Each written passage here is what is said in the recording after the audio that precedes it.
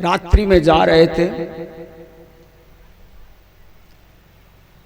एक हाथ में लाठी और एक हाथ में लालटेन ले मिला।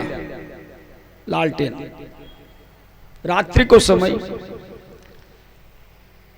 तो मार्ग में रास्ता में जावा हा, सामने मार्ग में एक सज्जन मिले। बोले सूरदास जी जय सिया राम। बोले भाई जय सिया राम। आप जी रात्रि में कट्ठे पधार बहु। सूरदास जी कहवे कि भाई बहुत जरूरी काम है, ई वास्ते जाऊं। सज्जन कहवे कि सूरदास जी हाथ में लालटेन, हाथ में लालटेन दंग है। बोले हाँ भाई। बोले धान तो यहाँ भी कौन दिखे, यहाँ क्या डोबा तो है ही को नहीं, दिक्कत तो यहाँ ही को नहीं, और फिर लालटेन हो रू। सूरदास जी बड़ो सुंदर जवाब। क्यों रे भाई सुन, कोई बात को नहीं, मन तो कौन दिखे आंखों, लेकिन सामने जो आ रहा है तो बिना तो दिखा है कि वो तो टकरावे को नहीं मारा हूं। सामने जो आ रहा है बिना तो दिखा नहीं मारा, ई वास्ते लालटेन ले मैं लियाऊं कि प्रकाश वो तो टकरावे नहीं मार कर। क्यों?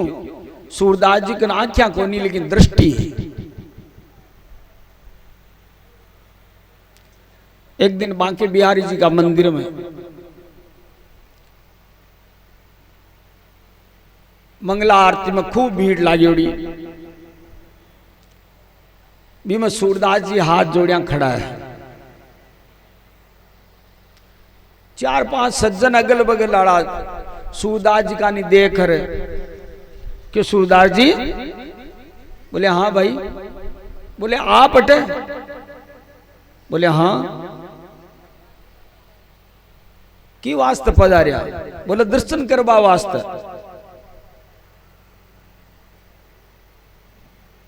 सूरदास जी जवाब दियो कि थे किया आया भाई अटे?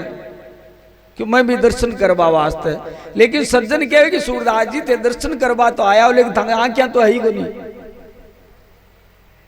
दर्शन क्यों करो? सूरदास जी कहे कि भक्त कोई बात को नहीं मारे तो आंखें को नहीं, लेकिन वो सामने खड़ो भी का तो आंख है कि आंख को नहीं भी कहे। वो देख, वो तो मैंने देखी, चलो मैं कौन देख सकूं, वो देखी मैंने। ये दृष्टि है, सूरदास जी के पास दृष्टि है। आंख बड़ा उत्पात करती है भैया। हर व्यक्ति के आंख में वासना बसी हुई है, वासना।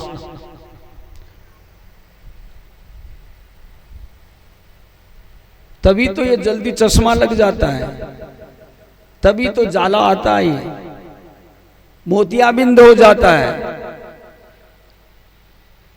छोटी छोटी उम्र में देखते 2-2, 4-4 साल के बच्चे के भी चश्मा, नकली आंखें।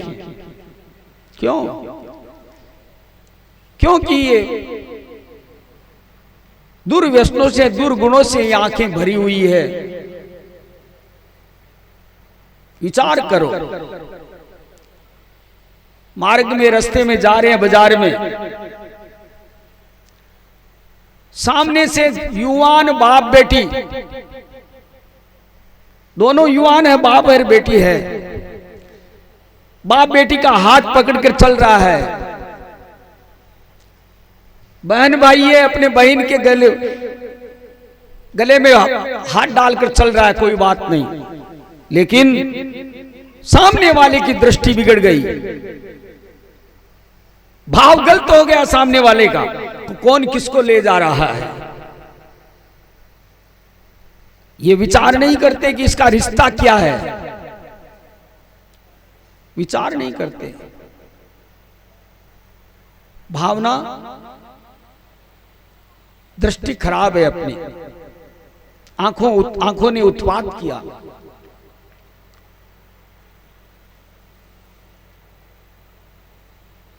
कई सज्जना के महाराज कहीं करा कोई भगवान का दर्शन को नु है मन, मैं चाहवा कि भगवान का दर्शन हुआ। तो भगवान का दर्शन आँखों संभव को नहीं। क्यों? दुर्गंध भरी आंखों में दुर्वासना भरी है। आंख चाहिए मीराणी, आंख चाहिए रेदास कबीर सूराली कबीराली, आंखें बेहुआ जरूर है भाई।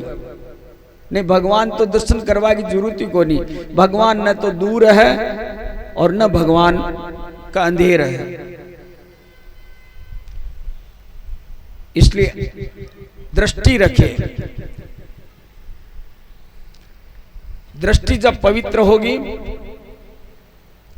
तभी ही भगवान की कथाओं में आकर बैठते हैं।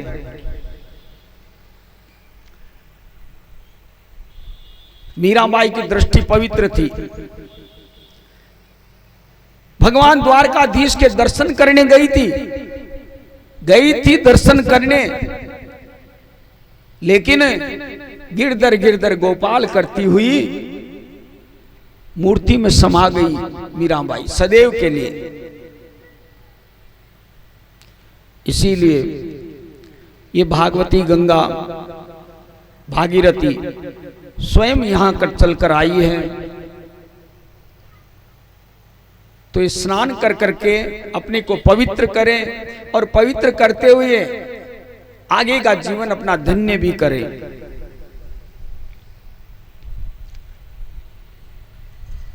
भागवत है क्या?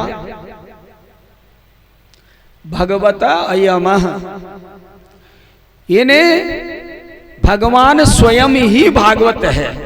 ये कोई साधारण पोथी नहीं है, इसे पोथी मत समझो। ये नहीं कि कोई पुस्तकालय में रखने लायक कोई किताब है। ये 5वां वेद है भागवत।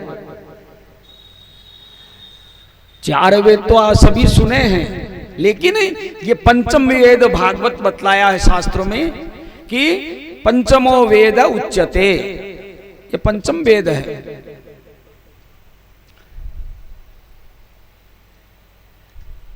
तेनेयं वाङ्मयी मूर्ति प्रत्यक्षा वर्तते हरि। ये क्या है? भगवान का साक्षात वांगमयी स्वरूप है। भगवान का वांगमयी स्वरूप है ये। जब भगवान कृष्ण अपने लोक को जाने लगे ना,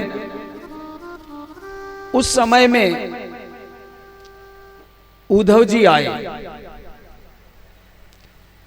उद्धव जी ने पूछा कि प्रभु मुझे भी साथ ले चलिए ना आप।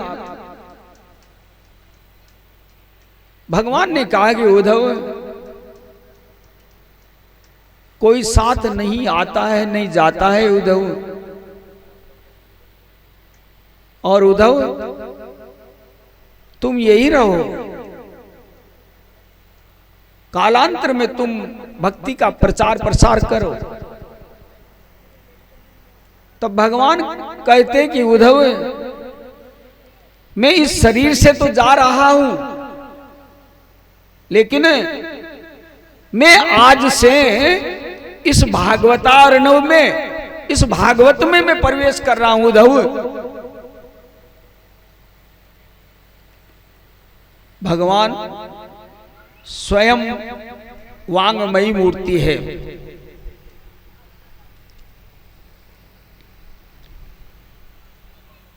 इसीलिए भगवान के इस भागवत के 12 स्कंद है। कितने हैं? 12। और 12 स्कंद में 12 ही अंग है भगवान के। वांगमयी कहा न, अंग है ये भगवान के। प्रथम स्कंद जो है ये परमात्मा ठाकुर जी का जीवनु पैर है, पग, जिससे भगवान की अधिकार लीला हुई। और दूसरा स्कंद प्रभु का माया पैर है, चरण, इससे भगवान साधन लीला किए। तीसरा स्कंद भगवान की दक्षिण भुजा है, जीवनी भुजा। और चौथा स्कंद भगवान की बाई भुजा है। और छठा स्कंद, पंचम स्कंद भगवान की जंगा है, इससे भगवान ने स्थान लीला किए। और छठा स्कंद भगवान का माया जंगा है, इससे भगवान पोषण लीला किए थे। और छठा स्कंद भगवान का, सातवां स्कंद भगवान का पानी तल है, यानी हथेली है भगवान की। और इससे भगवान अनेक अनेक लीलाएं किए।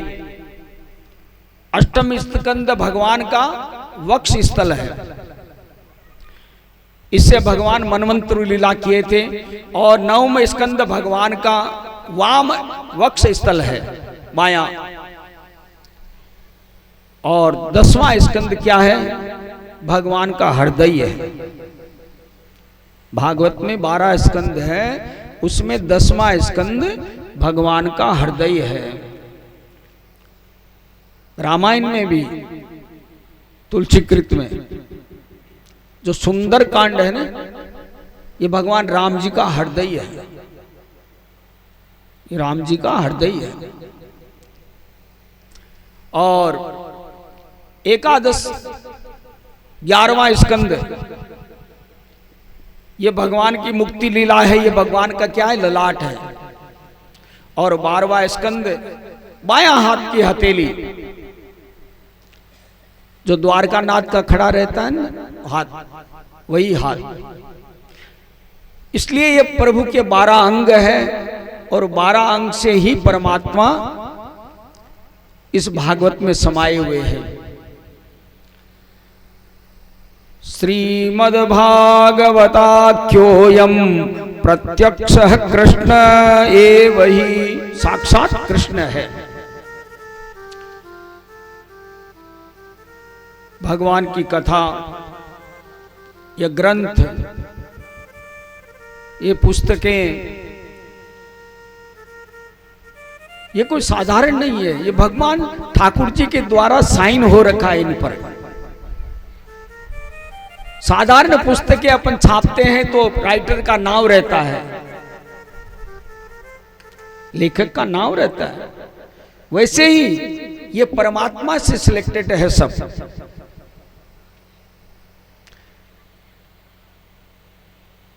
इनके द्वारा हर प्राणी की हर समस्या का समाधान है, यदि चाहे तो। और ये भी कब प्राप्त होते हैं? जब कोई न कोई सत्संगत करते हैं तो। अच्छे जनों के पास में बैठो, अपने से बड़ों के पास में बैठो, उनसे शिक्षा लो, संतों का आश्रय ग्रहण करो। बिनु सत्संग विवेक न होई, बिनु सत्संग विवेक न होई, राम कृपा बिनु सुलभ न सोई, राम कथा बिनु सुलभ न सोई, बिनु सत्संग विवेक न होई, बिनु सत्ता विवेक न होई। इसलिए आप चाहे लाख यत्न कर लो, आप इच्छा करो कुछ भी करने की, लेकिन यदि परमात्मा का अनुग्रह, जब कृपा जब तक नहीं है तब तक आप सत्संगत भी नहीं कर सकते मेरे भाइयों, सत्संगत भी नहीं कर सकते।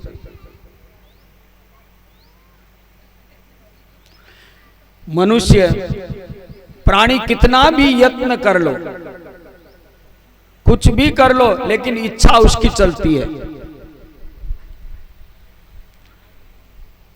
अपने को प्रयत्न करना पड़ता है जरूर, लेकिन इच्छा परमात्मा की है। तीन चीजें दुर्लभ है, तीन चीजें बड़ी दुर्लभ है। एक तो परमात्मा का मनुष्यत्व, मनुष्यत्व मुमुक्षत्व एव महापुरुष संश्रय, इन्हें मनुष्यत्व और मुमुक्षत्व और फिर है महापुरुष संश्रय। मनुष्य बनना बड़ा दुर्लभ है, मनुष्य बनना बड़ा दुर्लभ है। और मनुष्य भी योनि मिल जाए परमात्मा की कृपा से, उसकी कृपा से मनुष्य योनि भी मिल जाए, और उसकी कृपा भी मनुष्य परमात्मा की है, लेकिन महापुरुष संश्रय है।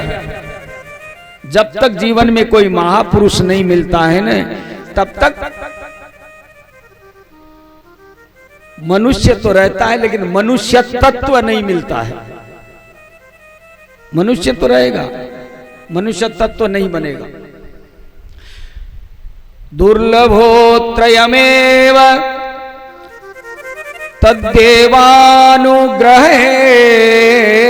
तुकम् मनुष्यत्वं मुमुक्षत्वं महापुरुष संश्रय।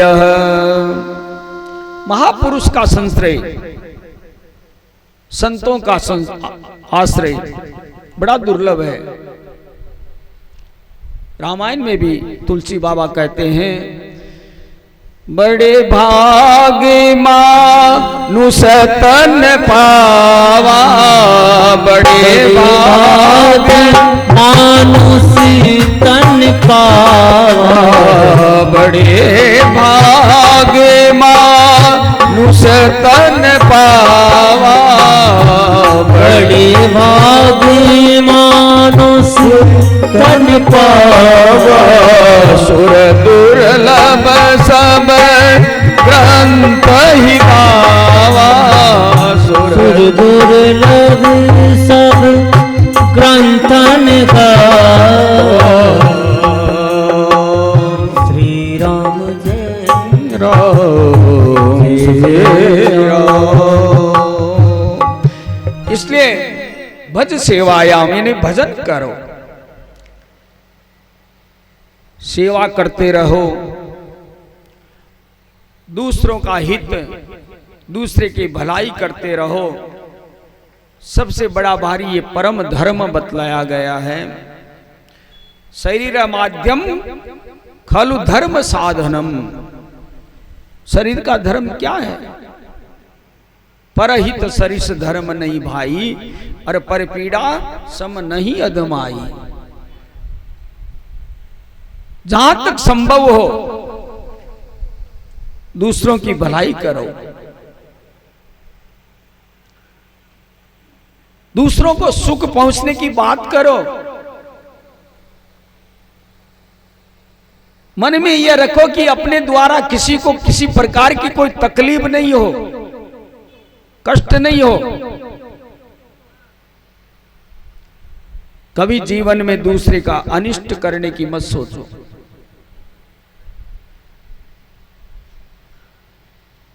लाख मंदिर देवरा जाकर बैठोगे, लाख यदि संतों के पास में भी जाकर बैठोगे, लेकिन मन के अंदर में ये कलुषता भरी हुई है ना, तो किसी काम की नहीं है। कहीं भी जाने से कोई भी लाभ नहीं होगा। ये मानव शरीर मिला है मेरे भाइयों। मानव मनुष्य बनकर आए हो, लेकिन मानव बनकर रहो। मनुष्य बनकर आए हो, लेकिन मानव बनकर रहो। हम कैसे जिए, कैसे रहे इस संसार में, ये अपने को भागवत सिखाती है। ये भागवत सिखाती है जीवन में कैसे रहना है आपको। ये भागवत कोई कहानी किस्सा नहीं है। सुनते जरूर आए होंगे कहानी किस्सा, लेकिन कहानी किस्सा नहीं है ये भागवत जीवन है, एक जीवन। हमारी गीता जीवन है।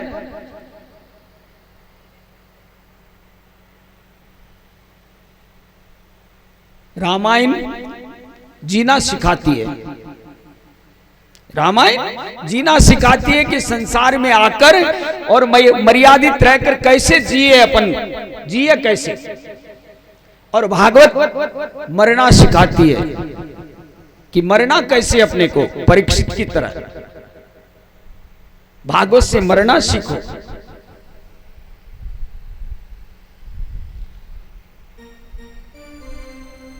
सीधा साधा अर्थ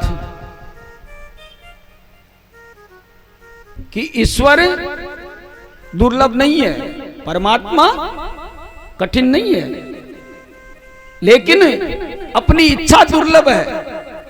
इच्छा तो होना चाहिए भगवान को प्राप्त करने की, भगवान को पाने की। मुक्ति की इच्छा दुर्लभ है,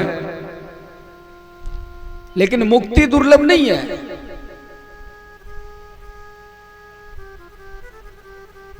मुक्ति तो हो जाएगी, लेकिन मुक्ति की इच्छा तो करें पहले। वैसे भक्ति क्या है? ये परमात्मा में आसक्ति ही भक्ति है। परमात्मा में आसक्ति ही भक्ति है। भगवान के चरणों का बार बार आश्रय ग्रहण करो। हमारे शंकर भगवान भी, भगवान राम से यही तो मांगा था। बार बार वर मांगहूं, हरषि देहु श्री रंग, पद सरोज यन पायनी, भक्ति सदा सतसंग। भगवान का भक्ति, सत्संग, अच्छों की संगति, यही तो हमारे महादेव ने भी राम जी से यही मांगा था कि भगवान मुझे जन्म चाहे कोई भी मिले, कैसा भी मिले, लेकिन जब जब मैं जन्म पैदा होकर आऊं तो आपकी भक्ति मिले मुझे, आपकी भक्ति। अपन भगवान के पास में जाते हैं मंदिर में तो मांगते क्या है? संतान नहीं तो संतान मांगते हैं। भगवान ठाकुर जी एक पोतो तो दे दे ही भाई, है? और क्या मांगते हैं? हे ठाकुर जी महाराज अब की बार तो धंधो बेजाय चौपट उगो, थोड़ो घणो धंधो व्यापार व्यवसाय चलावे तो प्रसाद चढ़ाऊं। बगल वाला भाई के पड़ोसी के बहुत जोरदार व्यवस्था चल रही है, बहुत सुसंपन्नता है, घर में आनंद है। ठाकुर जी जार के आए ठाकुर जी महाराज भी नहीं तो यहाँ क्या दे मिलिया तू मारका नहीं, तू ध्यान ही कौन देवे, जे वो तो बटिन थोड़ो कम करे ना। कहीं भगवान व्यापारी है जो आप भगवान व्यापार करा। भगवान के जाओ दर्शन करवा वास्ते भगवान की भक्ति मांगो। ए तो सब मिलबो करी यही भगवान की भक्ति। भगवान कहते हैं कि ये जो भक्त अनन्य भाव से मुझे जो भजता है ना, उसके योग और क्षेम का वहन मैं करता हूं। योग जो है जितना देना है उतना मैं देता हूं उसे, मांगने की जरूरत नहीं परमात्मा के पास में। और क्षेम जो है उसको सुरक्षा की गारंटी मेरी है। इसीलिए अनन्य भाव से जो परमात्मा को भजता है, परमात्मा उसकी योग और क्षेम द्वारा रक्षा करते हैं। गीता में कहा है, अनन्यान् चिन्तयन्तो माम ये जना पर्युपासते तेषां नित्याभियुक्तानां योगक्षेमं वहाम्यहम्। भागवत में भी यही बतलाया, सदा सेव्या श्रीमद्भागवती कथा। सदा सेव्या 2 बार कहा है।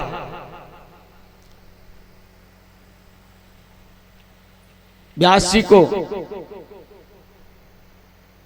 कोई बात को पक्की करना होता ना, तो वहां पर 2 बार उस शब्द को कहते हैं। ये सदा सेवन करने लायक है, पीने लायक है। अब आप कहोगे महाराज कथा पीबा की चीज थोड़ी है, कथा तो सुनवा की चीज है। अकथा सुनवा की चीज को नहीं, अकथा पीबा की है। और पीनी भी कम है, मुंडाऊ नहीं, कानाऊ कानाऊ पीबा की चीज है।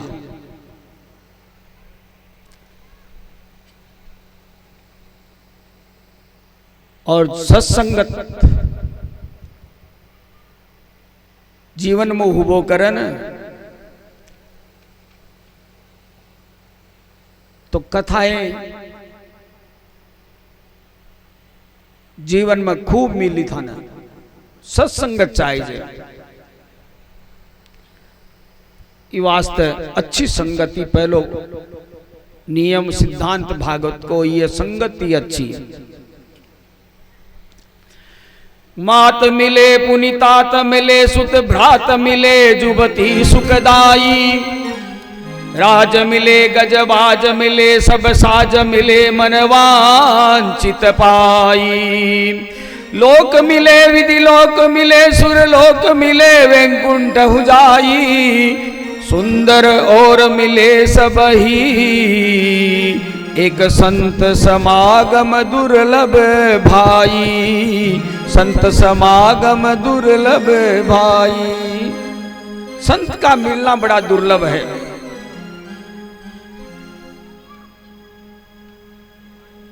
जब तक तुम्हारे पुण्य है तब तक स्वर्ग में रहोगे। जब तक अच्छे कर्म किए हो और अपने पुण्य है तब तक अपने स्वर्ग में निवास करेंगे, सदा के लिए नहीं रहेंगे। जितना पुण्य हुआ है तक बस। और जैसे ही पुण्य क्षीण हुआ, कमजोर हुआ, खत्म हो गया, तो फिर यहां आना ही पड़ेगा। ते तम भुक्त्वा स्वर्गलोकम विशालम क्षिण्णे पुण्ये मृत्युलोके विशांति। आना पड़ेगा वापिस। और भागवत के रूप में जो सत्संगत प्राप्त होता है, यह सत्संगत सबसे पहले अपने मन को निर्मल करता है। और जब मन यदि निर्मल हुआ, मन शुद्ध हुआ, तो किसी प्रकार की कोई चिंता की बात नहीं है। मन एव मनुष्यानाम कारणम बंध मोक्षयो। ये मन ही तो एक ऐसा है तो बंधन का कारण है।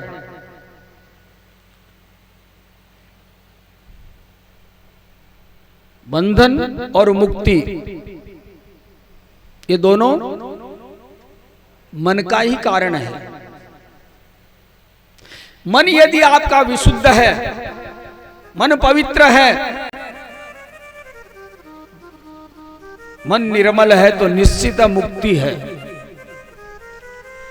निर्मल मन जन सो मोहि पावा, निर्मल मन जन सो मोहि पावा, मोहि कपट छल छिद्रन भावा, मोहि कपट छिद्रन भावा।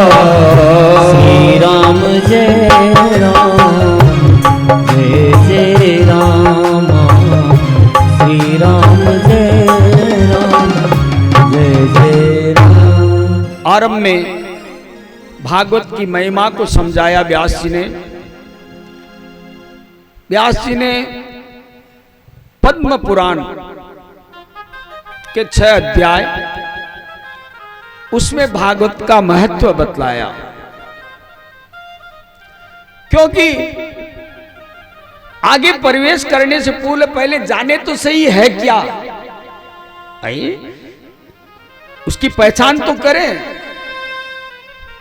उसका परिचय करें, है कौन भाई। कोई सामने आपने मिल जाए तो जान पहचान पहली काटना आपा, कौन हो, कटाका हो, काई नाम है काई नहीं है। जरा तो भी हूं आपने प्रेम हुआ, आपने मोह हुआ, यहाँ तो प्रेम हुआ को नहीं, अनजानू तो व्यास जी कहते हैं कि पहले उस चीज को जाने तो सही है क्या ये भागवत। तो 6 अध्यायों में भागवत का महात्म्य है। भगवान वेदव्यास भागवत की मंगलाचरण करते हुए भगवान श्री कृष्ण को वंदन किया। सुमन और नमन आरंभ में भगवान का किया जाए।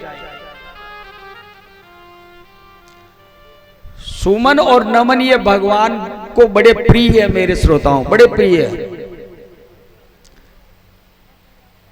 मंदिर में भी जाओ ना तो ये 2 ही चीज भेंट करो भगवान के, तीसरी चीज की आवश्यकता नहीं है आपके। एक तो सुमन और एक नमन। साधारणतया सुमन क्या समझेंगे, पुष्प, लेकिन पुष्प नहीं, सुमन अपना सुंदर मन जाते ही भगवान को अर्पण कर दो, अपना सुंदर मन।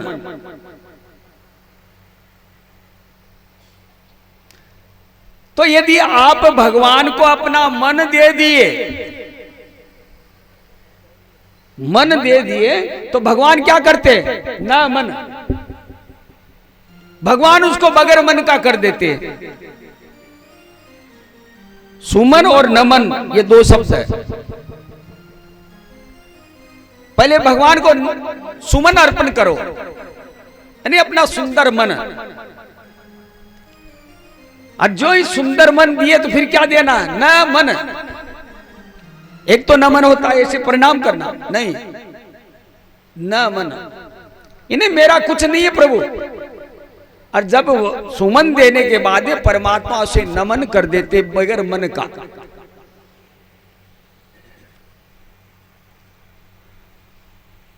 भगवान आपसे धन नहीं मांगते। भगवान क्या मांगते हैं, मन मांगते हैं कि हे भक्त तू मुझे मन दे, मुझे धन संपत्ति नहीं चाहिए। क्यों, मैं तो स्वयं लक्ष्मीपति हूं, मैं लक्ष्मीपति हूं, तू क्या देगा मुझे।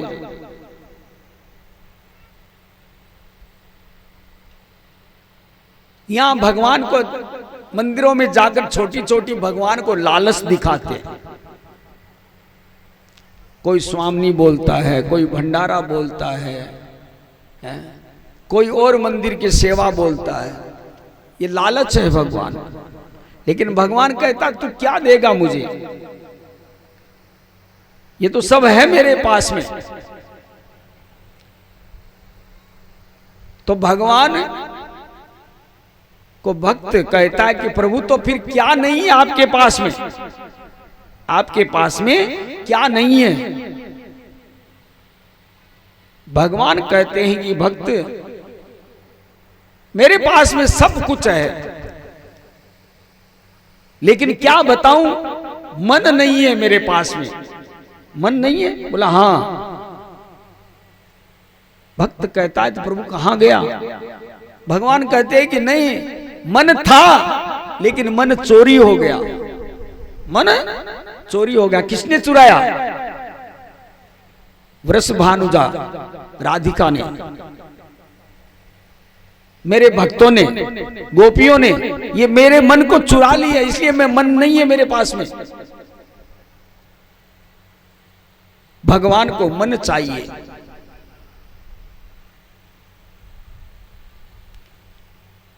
इसीलिए भगवान के मंदिर में जाकर नमन करो, वंदन करो। भागवत का प्रथम श्लोक व्यास जी महाराज प्रारंभ करते हैं।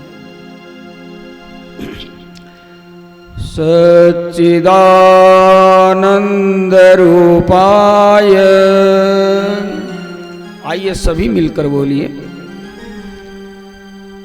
वाणी को पवित्र कीजिए। अच्छा अवसर मिला है, सभी साथ बोले। सच्चिदानंद रूपाय, बोलो, आवाज तो निकालो। भोजन करियो कौन करियो? कौन करियो? करियो ना, तो फिर आवाज की कौन निकले भाई? एक जगह कथा हुई, रूपाने की बोलबा को कियो। अरे भाई लोगों बोलो, क्यों महाराज थाने कहता है बुलाया बस? अरे तुम मान तो बुलाया, पर थे भी तो थाको भी तो किस धर्म समझता होला, पवित्र तो थाना होनु है, हैं? तो वाणी ने पवित्र करो। अनजान में लाइट का हाथ लगा लो, खुला तारा गज रहा है, कहीं हुए भाई करंट मारन थे, तो अनजान में ही हाथ लगायो भी कर, करंट तो मारे वो। अंगारो पड़ी और अनजान में जार भी का मुट्ठी गाल ली तो फालो तो पड़ी वो। तो ये वास्ते जान या अनजान वो क्या ही तो ले वो, कुभाव सुभाव किया ही तो ले वो नाम न।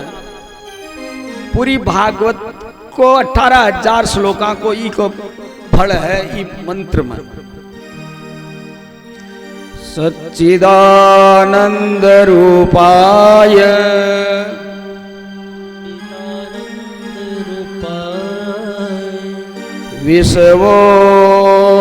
विश्वोत्पत्त्यादि हेतवे, विश्वोत्पत्त्यादि हेतवे, सच्चिदानंद रूपाय,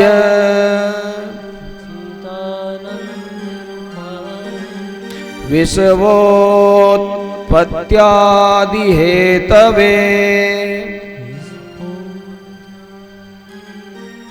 चावड़ा की आवाज दबेड़ी आवे। चावल या तो मीठा कम हा, या कोई बनावा में थोड़ो घणो कसर रहेगी कटाई। विश्वोत्पत्त्यादि हेतवे,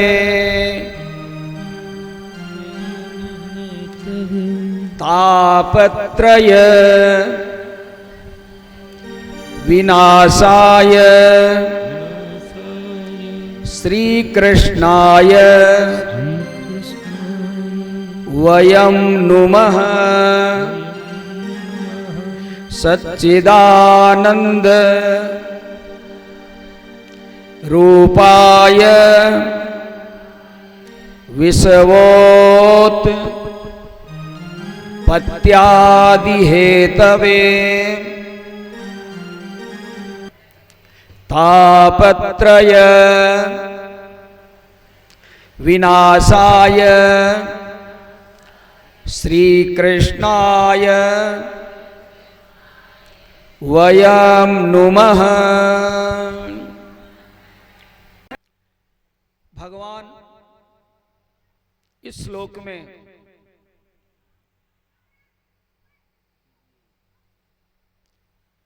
तापत्रय विनाशाय श्री कृष्णाय वयं नमः। भगवान का रूप कैसा है पहले देखो। सच्चिदानंद रूपाय, सत चित्त और आनंद तीन शब्द है। सत चित्त और आनंद। संसार में जो कुछ भी दिख रहा है, जो कुछ भी है, ये सत्य है। संसार में यदि है तो एक सत्य है, परमात्मा सत्य है। सत्य भी है तो कैसा है, सोया हुआ नहीं है, चित्त जागृत है, जीव है, उसमें प्राण है। सत्य में प्राण है, चित्त। और जहां सत्य और चित्त है वहां आनंद जरूर है। इसीलिए सच्चिदानंद कहा है, सत्य चित्त आनंद। और क्या करते हैं? विश्वोत्पत्त्यादि हेतवे, विश्व की उत्पत्ति और विश्व का पालन और विश्व का लय संहार, ये कौन करते हैं? परमात्मा। विश्वोत्पत्त्यादि हेतवे, भगवान सृष्टि बनाते हैं तो भगवान को किसी प्रकार का कोई भी अभिमान नहीं है।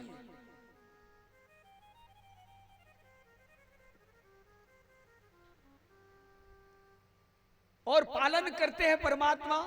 सृष्टि का तो मोह नहीं है परमात्मा में, परमात्मा में मोह भी नहीं है। भाई उनसे प्रेम करे इसलिए बना रहे। और परमात्मा सृष्टि को लय करते हैं, वापिस समेटते हैं, तो भगवान को शोक भी नहीं है। भगवान को कोई शोक नहीं है। भाई दुख करे परमात्मा कि आज मैंने इतना बनाया और बनाती आज बिगड़ गया, कोई दुख करे नहीं।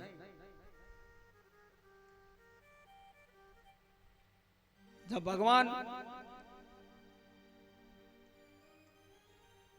भारत में 2 स्वर्ण नगरी थी, भारत में 2 जगह स्वर्ण नगरी है। एक तो सोना की नगरी थी रावण के पास में, भाई एक तो सोना की नगरी रावण के पास में थी। दूसरी स्वर्ण नगरी थी द्वारका।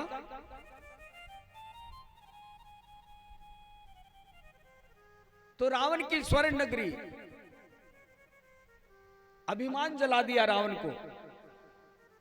रावण के अभिमान ने उसको नष्ट किया। रावण को बड़ा दुख हुआ।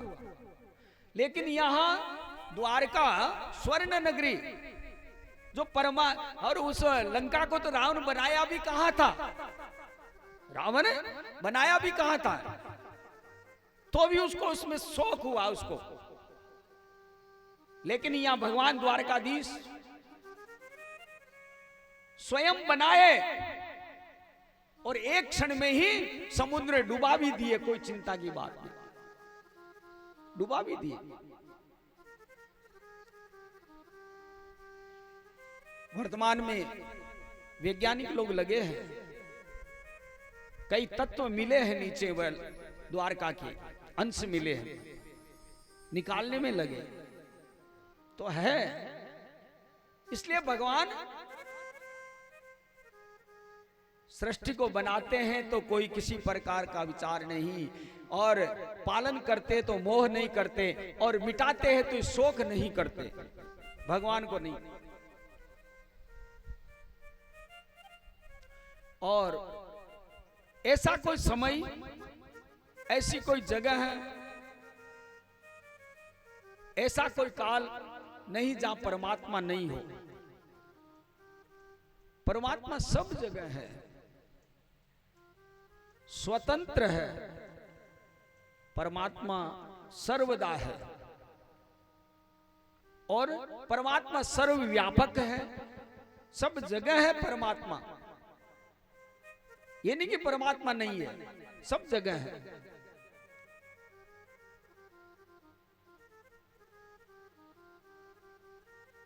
अपन कहते क्या भगवान को देखा है क्या किसी ने? कई प्रश्न करते हैं ऐसे। हम पूछते कि भगवान को यदि नहीं देखा तो तू बोल कहां से रहा है, ये तो बता। भगवान यदि नहीं है तो बोल कहां से रहा है? कौन बोल रहा है तेरे अंदर? कोई तो बोल रहा होगा, जो अंदर क्रिया कर रहा कोई तो है।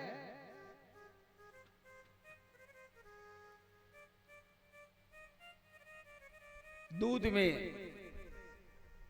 जिस प्रकार मक्खन व्याप्त है ना, घी, वैसे ही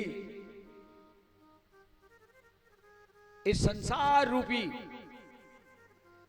समुद्र में परमात्मा सर्वव्यापक है।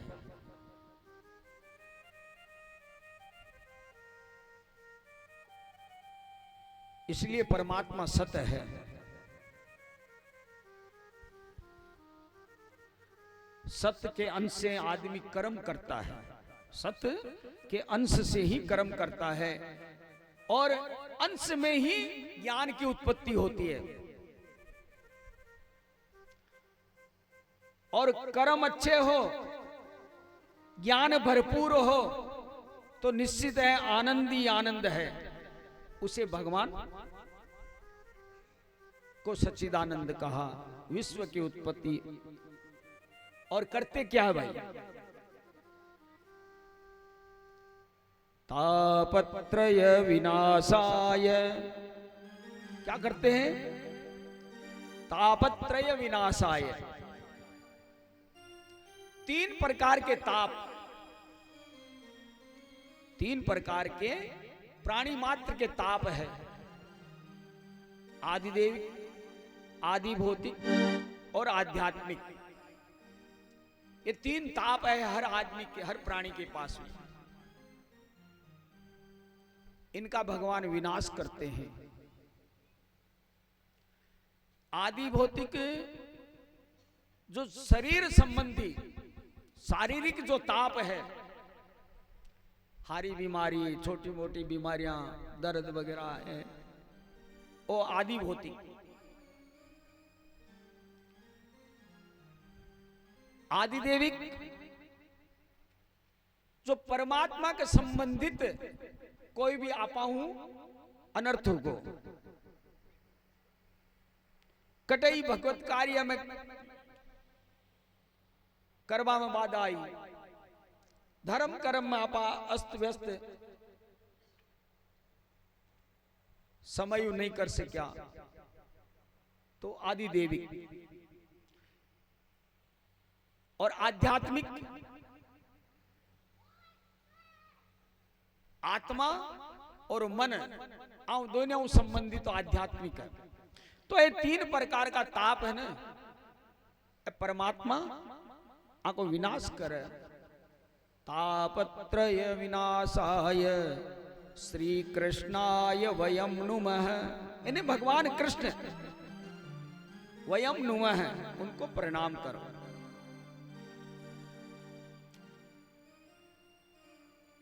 रामायण में भी तुलसीदास जी ने राम जी को वंदन किया और सीता जी को नमस्कार किया और हनुमान जी को प्रणवो पवन कुमार प्रणाम किया। तीन शब्द है यहां पर। नमस्कार, वंदन, प्रणाम। नमस्कार का मतलब है कि हे प्रभु, मैं आपका नमक हलाल हूं, आपका नमक हलाल हूं, सेवक हूं आपका, मैं कृतज्ञ हूं आपका। नमक हराम नहीं, नमक हलाल का मतलब, नमस्कार का मतलब ही यही है, यानी कृतज्ञ, परमात्मा का कृतज्ञ हूं, वफादार। और वंदन यानी वफादार कि भगवान मैं आपका एक वफादार पुत्र हूं, इसलिए आप मेरे पर कृपा रखना। कभी भी मैं आपके साथ में विश्वासघात नहीं करूंगा। ये कब कहा? जब जीव गर्भ में, मां के गर्भ में था, तब कहा ये कि प्रभु मैं आपका हूं, आप मुझे बाहर निकालो, मैं आपके साथ में गद्दारी नहीं करूंगा, विश्वासघात नहीं करूंगा। लेकिन बाहर आते ही भूल गया।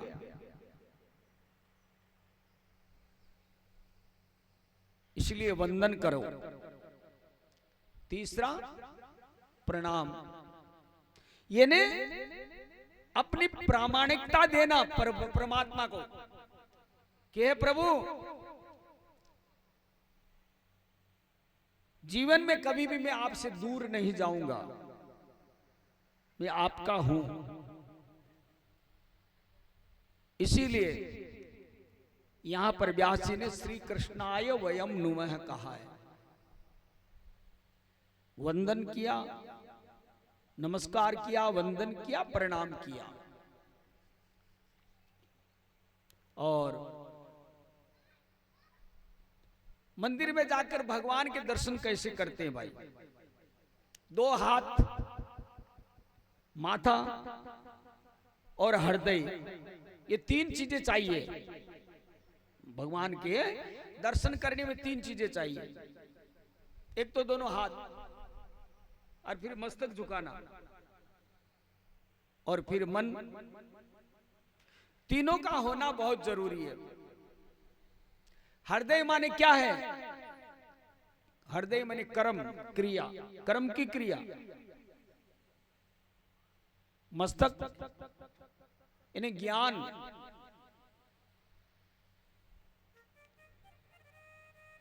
और हृदय भक्ति, यानी क्रिया, ज्ञान और भक्ति। जब तीनों चीज मिलने पर परमात्मा प्रसन्न होते हैं। दूसरा श्लोक व्यास जी ने,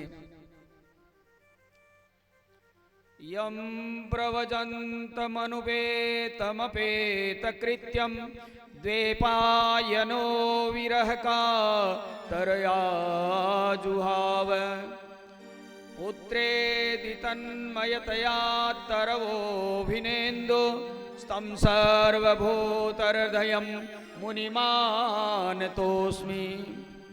इन्हें जो व्यास जी के पुत्र सुखदेव परमहंस परिवारजक संत, उनको व्यास जी प्रणाम करते हैं। क्यों? कि जिसका अभी तक यज्ञोपवीत संस्कार भी नहीं हुआ होगा, जन्म लेते ही सहज वैराग्य हो गया, घर से निकल पड़े, वैसे वह पूर्ण कृत्य है, संत है, इसीलिए ब्रह्म ज्ञानी भी है। इसलिए व्यास जी महाराज ने अपने पुत्र को भी, सुखदेव को प्रणाम किया।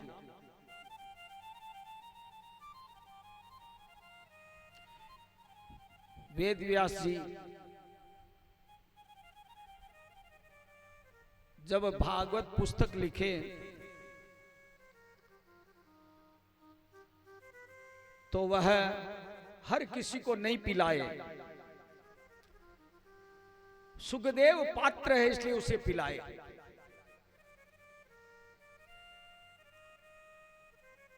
तो व्यास जी पुत्र के पीछे भगते हैं, लेकिन वृक्ष समझाते हैं व्यास जी को, महाराज हम वृक्ष होकर भी अपने फल को खुद नहीं खाते हैं, तो ये तो आपका पुत्र है, ये संसार का भला करने के लिए निकल पड़ा, आप इसे पुकार रहे हो। यह अनेक जीवों का उद्धार करेगा। ऐसे संत को, ऐसे परमहंस को व्यास जी प्रणाम किए। यहां पर शौनकादिक ऋषियों का सहस्त्र वार्षिक 1000 वर्ष का दीर्घ सत्र सत्संग प्रारंभ हुआ। 88,000 संत सगड़ा बेड़ा हुआ। किस जगह? नेमी सारण्य में। नेमी सारण्य इन्हें जिस जगह ब्रह्मा जी को मनोवे चक्र जटगिरा, ब्रह्मा जी जार पूछो महाराज में सहस्त्र वार्षिक सत्संग सहस्त्र करबो चावा में किस जगह करा महाराज? तो ब्रह्मा जी की होगी जाओ जट मनोमय चक्र में छोड़ू हूं, और चक्र जट गिर जाए न, बटे ही जार थे भजन करो, बटे ही सत्संगत करो। मनोमय चक्र है कहीं मन की वृत्ति, और मन जट थाको स्थिर हो जाए, मन थाको जट ही स्थिर हो जाए, वो ही है नेमी सारण्य।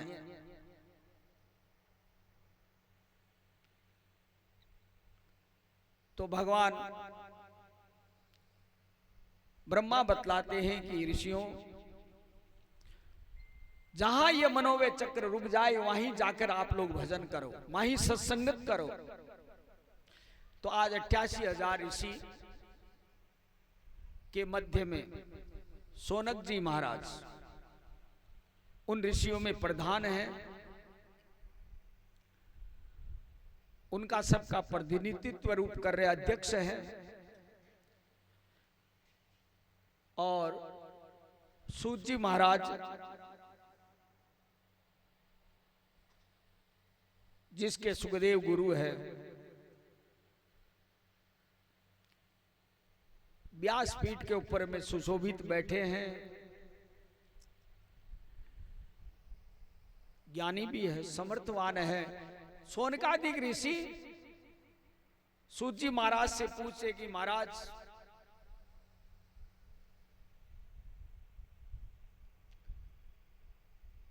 ऐसा कोई साधन बताइए, सामने घोर अंधकार दिख रहा है, व्याप्त है। इस त्रिभुवन में, त्रिलोकी के अंदर पूरा अंधकार है। अंधकार को सूर्य से थोड़ी है, अंधकार अपनी दुर्वासनाओं से है।